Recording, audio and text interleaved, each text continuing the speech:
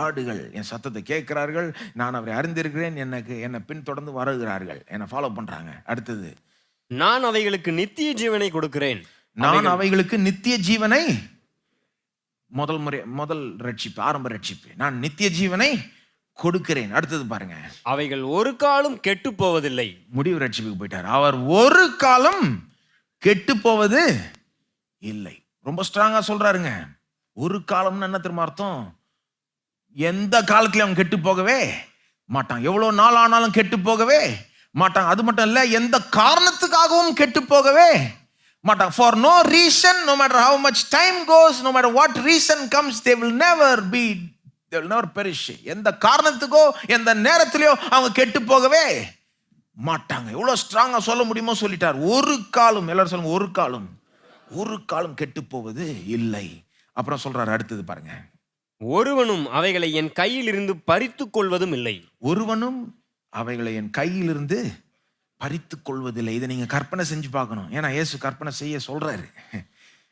என்ன சொல்றாரு? நாம அவருடைய கைக்குள்ள இருக்கிறோமா? எங்க இருக்கிறோம்? அவருடைய கைக்குள்ள இருக்கிறோம். அதுக்குள்ள இருக்கிறோம். அன்னைக்கு நான் சொன்னேன் அவர் கையை பிடிச்சிக்கிட்டு இருக்கோன்னு. இன்னைக்கு அது பத்தாது. இங்க என்ன சொல்றாரு? இயேசு அவருடைய கைக்குள்ள இருக்கிறோம். என்ன சொல்றாரு? நீ என் கைக்குள்ள இருக்கிற, யாராவது என் கையிலிருந்து உன்னை பறித்து கொள்ள முடியுமா? இது இயேசுனுடைய கையினா, இந்த கையிலிருந்து உங்களை பறித்து கொள்ள முடியுமா? நீங்க கைக்குள்ள இருக்கிறீங்க. எங்க இருக்கீங்க? பறித்துக்கொள்ளும். நான் கேட்கிறேன், பிசாசை பறிச்சிட முடியுமா? நரகமே வந்தா கூட பறிக்க முடியுமாங்க? யோசித்து பாருங்க. சூழ்நிலையில வந்தா பறிக்க முடியுமாங்க? எங்க இருக்கிறீங்க? இயேசுடைய கைக்குள்ள இருக்கிறீங்க. இது பத்தாதுன்னு அடுத்தது ஒன்று சொல்றாரு பாருங்க, 29.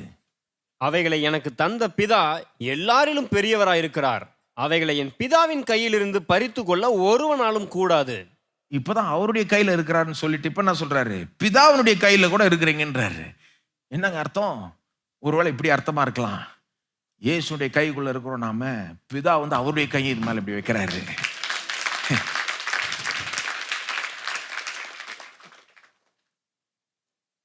இப்போ என்ன சொல்றாரு இயேசு? இப்போ எப்படி ரெண்டு கை? யாராவது வர முடியுமா? உன்னை பறித்து கொள்ள முடியுமா? பிசாசு, நரகம், சூழ்நிலைகள் என்ன வந்தாலும் என் கையிலிருந்து, பிதாவுடைய கையிலிருந்து பறித்து கொள்ளவே முடியாது. யாரும் வந்தாலும் அப்படி எடுத்துக்கோங்க. நிச்சயம் நிச்சயம் நிச்சயம். இதெல்லாம் கேட்டு சில பேர் நினைக்கலாம், நம்மளே வெளியே வந்துட்டாங்க, அது எப்படிங்க வெளியே வர முடியும்? சந்தேகம் இருக்கிறதுன்னு ஒரு கூட்டம் இருக்குது பாருங்க. சந்தேகம் இருக்கிற ஒரு கூட்டம், சந்தேகத்தை மூட்டுறதுக்குன்னு இன்னொரு கூட்டம் இருக்கு.